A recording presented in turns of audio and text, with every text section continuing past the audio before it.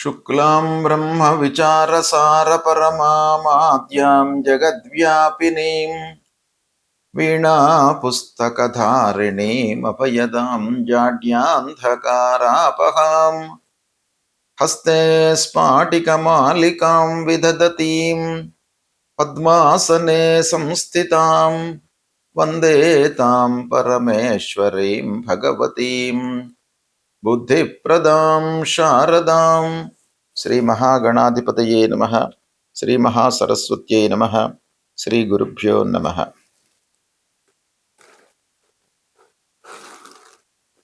ఖండగ్రాస చంద్రగ్రహణము 28 August 2026 శ్రావణ శుక్ల పూర్ణిమ శుక్రవారం రోజున సంభవిస్తుంది. ఈ గ్రహణము శతభిష నక్షత్రం కుంభరాశిలో సంభవిస్తుంది. ఇది ఖగోళ శాస్త్రపరంగా మనం చూసినట్టయితే పాక్షిక చంద్రగ్రహణము, అంటే పార్షియల్ ఎక్లిప్స్ అన్నమాట.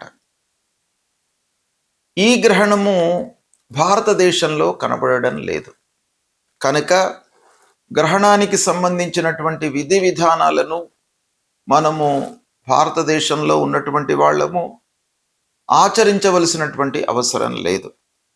ఎందుకంటే ఈ గ్రహణము సంభవిస్తున్నటువంటి సమయం లోపల చంద్రుడు అస్తమించి ఉన్నాడు భారతదేశంలో కనుక ఈ గ్రహణము భారతదేశంలో కనబడదు కనుక మనము పాటించవలసినటువంటి అవసరము లేదు. అయితే ఖగోళ పరంగా ఈ సంఘటన, ఈ గ్రహణము అనేటువంటి ఒక ఘటన జరుగుతోంది గనక విభిన్న ప్రాంతాలలో ఉన్నటువంటి వాళ్లకు వాళ్ళ లోకల్ టైం ప్రకారంగా గ్రహణము దృగ్గోచరము అవుతోంది. అయితే మన ఇండియన్ స్టాండర్డ్ టైం ప్రకారంగా చూసినట్టయితే ఈ గ్రహణము ఉదయం 8:04 ప్రారంభమయ్యి మధ్యాహ్నం 12:30 ముగుస్తుంది. అంటే ఉదయం పూట చంద్రగ్రహణము అనేటువంటిది సంభవం కాదు, అంటే మనకు కనబడదు. అయితే మొత్తం గ్రహణము 3:17 ఉంటున్నది. ఎక్కడైతే చంద్రుడు కనబడుతూ ఉంటాడో ఆ ప్రాంతాలలో ఈ గ్రహణము దృగ్గోచరం అవుతుంది, అక్కడ కనబడడానికి అవకాశాలు ఉంటాయి. అయితే ఈ 28 ఆగస్టు 2026 రోజున వచ్చేటువంటి గ్రహణము భారతదేశంలో కనబడదు. అయితే గ్రహణము కనిపించే ప్రాంతాలను గనక మనం చూసినట్టయితే అమెరికా ఖండంలో గ్రహణం కనబడుతుంది, యూరప్లో ఎక్కువ భాగంలో కనబడుతుంది, ఆఫ్రికా ఖండంలో కనబడుతుంది, అట్లాంటిక్ మహాసముద్రం పైన ఈ గ్రహణము గోచరమవుతుంది.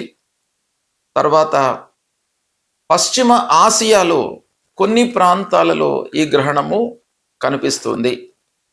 అయితే మళ్ళీ కూడాను చెప్పేది ఏంటంటే భారతదేశంలో ఈ గ్రహణము కనబడదు కనుక విధి విధానాలను పాటించవలసినటువంటి అవసరము లేదు.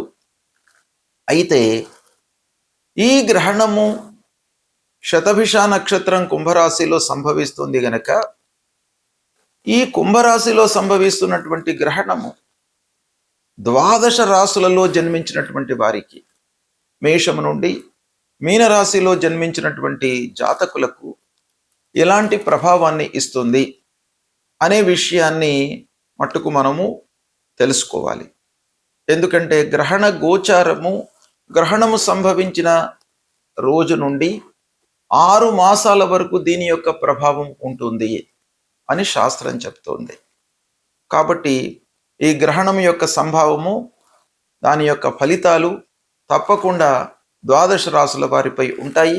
అవి ఎలా ఉన్నాయి, ఏం జాగ్రత్తలు తీసుకోవాలి, ఎలాంటి విషయాలపై ప్రభావం చూపిస్తుంది అనేటువంటి విషయాన్ని మనం తెలుసుకుందాం. కర్కాటక రాశి వారికి గ్రహణ గోచారం ఎలా ఉందో తెలుసుకుందాం. 28 ఆగస్టు 2026 శ్రావణ శుక్ల పూర్ణిమ శుక్రవారం రోజున ఖండగ్రాస చంద్రగ్రహణము సంభవిస్తుంది. ఈ గ్రహణము భారతదేశంలో కనబడడం లేదు. అయితే శతభిష నక్షత్రం కుంభరాశిలో గ్రహణం సంభవిస్తుంది కాబట్టి కర్కాటక రాశిలో జన్మించినటువంటి వారికి ఎలా ఉంటుంది అనే విషయాన్ని గనక మనం చూసినట్టయితే అష్టమ స్థానంలో గ్రహణము వస్తుంది. అష్టమ స్థానము గ్రహణ గోచార రీత్యా దుస్థానంగా మనకు చెప్పబడి ఉంది కాబట్టి ముఖ్యంగా మనము ఆరోగ్యపరమైనటువంటి సమస్యలు గ్రహణం మూలకంగా తలెత్తే సూచనలు ఉన్నాయి. కాబట్టి ఆరోగ్యానికి మీరు ప్రథమ ప్రాధాన్యత ఇవ్వాలి. అనుకోని ఖర్చులు ముందుకు వస్తాయి. ఫోర్స్డ్గా మనము రిపేర్లు చేయవలసినటువంటి ఆగత్యం ఏర్పడుతుంది. వాహనముల రిపేరే కానివ్వండి, ఇంటి మరమ్మతులే కానివ్వండి, తప్పని పరిస్థితిలో చేయవలసి వస్తుంది. ఓవరాల్గా వాహనముల విషయంలో మట్టుకు మీరు జాగ్రత్త వహించాలి. అప్పుల విషయం లోపల మీరు అనవసరమైనటువంటి రుణాలలోకి వెళ్ళినట్టయితే ఇబ్బందులు తలెత్తే సూచనలు ఉన్నాయి. కాబట్టి కర్కాటక రాశి వాళ్ళు రాబోయే 6 మాసాల వరకు రుణాల విషయంలో బాగా జాగ్రత్తగా ఉండాలి. మానసికంగా కొంత ప్రెషర్ ఉంటుంది వర్క్ లోడ్ మూలకంగా. కాబట్టి చాలా విషయాలలో మీరు ఓపికతో ఉండడము, పెద్దల యొక్క సలహాలను సూచనలను పాటించడం మూలకంగా కొన్ని అనర్థాల నుండి విముక్తులయ్యే సూచనలు ఉన్నాయి. ధైర్యం కోల్పోకుండా ఉండడం చాలా ఉత్తమం. ఈ సమయం లోపల ఆత్మవిశ్వాసాన్ని పెంచుకోవాలి.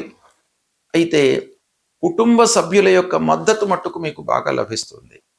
దీన్ని సద్వినియోగపరచుకోండి. పాక్షిక చంద్రగ్రహణము శ్రావణ శుక్ల పౌర్ణిమ శుక్రవారం 28/8/2026 రోజున శతభిష నక్షత్రం కుంభరాశిలో సంభవిస్తుంది.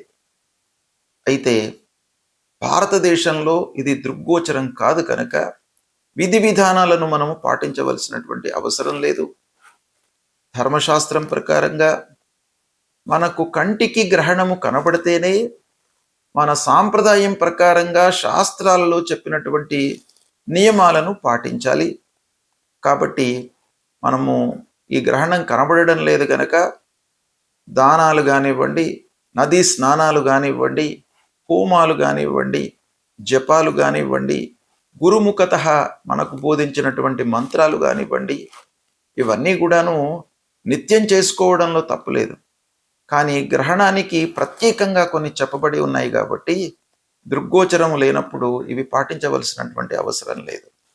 అయితే గోచార ఫలితాలు అంటే గ్రహణం సంభవిస్తున్నటువంటి రాశి నక్షత్రం ప్రకారంగా కొన్ని రాశులలో జన్మించినటువంటి వారికి అధమ ఫలితాలు ఉంటాయి.